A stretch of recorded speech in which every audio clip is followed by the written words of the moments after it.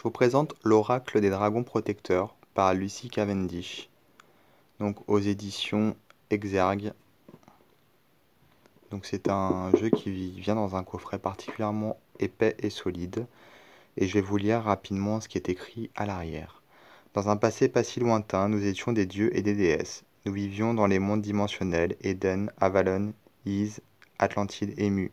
Nous étions Morgane, Guenièvre, Merlin. Nous étions pleinement vivants et tout à fait magiques. Nous aimions, vivions et travaillions avec les esprits de la nature. Mais quand la peur et les fausses croyances ont séparé le temps et les dimensions, nous avons été arrachés à nos parents les plus forts et les plus protecteurs, les dragons. Donc pour être honnête, c'est un jeu que je n'ai jamais utilisé. Donc je vais me contenter de vous montrer les cartes et le livre. Oui, le coffret contient un livre de 160 et quelques pages. Donc c'est un livre épais. Voici le sommaire. Donc on a une introduction, ensuite on a les significations de toutes les cartes. Il y a 43 cartes. Et dans l'introduction, on a également, enfin juste après l'introduction, on a les méthodes de tirage. Voilà. Alors pour les cartes, on a la petite photo de la carte pour chaque carte. Ensuite, on a une sorte de citation de la personne représentée sur la carte, ici Mélusine en l'occurrence. Et ensuite, on a donc un petit texte qui nous rappelle qui elle est. On a la signification divinatoire et comment travailler avec cette carte. Et donc, c'est valable pour toutes les cartes. Alors, les cartes, elles ont la tranche qui est dorée. Elles sont de grande taille, puisqu'elles sont assez larges. Et donc, elles sont un petit peu brillantes. Elles ont donc un nom en bas.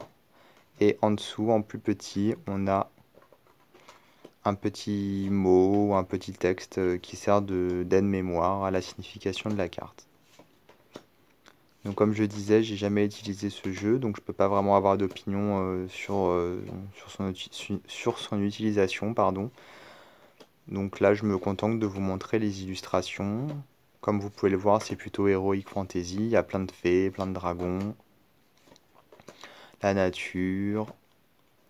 Donc, il y a un petit côté aussi celte, finalement, ou celtique plutôt. Et donc, il faut aimer l'Heroic Fantasy, hein. Moi, je suis pas forcément fan de cet univers. Et puis, les illustrations faites à l'ordinateur en numérique, j'ai un petit peu de mal aussi. Je préfère les vrais tableaux ou les vrais dessins qui sont sur les cartes. Mais c'est un jeu qui est beau et qui est riche, beaucoup de couleurs. Donc, je pense qu'il a un public. Il a un public qui lui est propre. Et c'est normal puisqu'il est vraiment joli. Au niveau de l'arrière des cartes, donc ça donne ça. Donc c'est la même chose que le livret ou même que la boîte. Au niveau de l'épaisseur, elles sont vraiment très épaisses, donc de bonne qualité.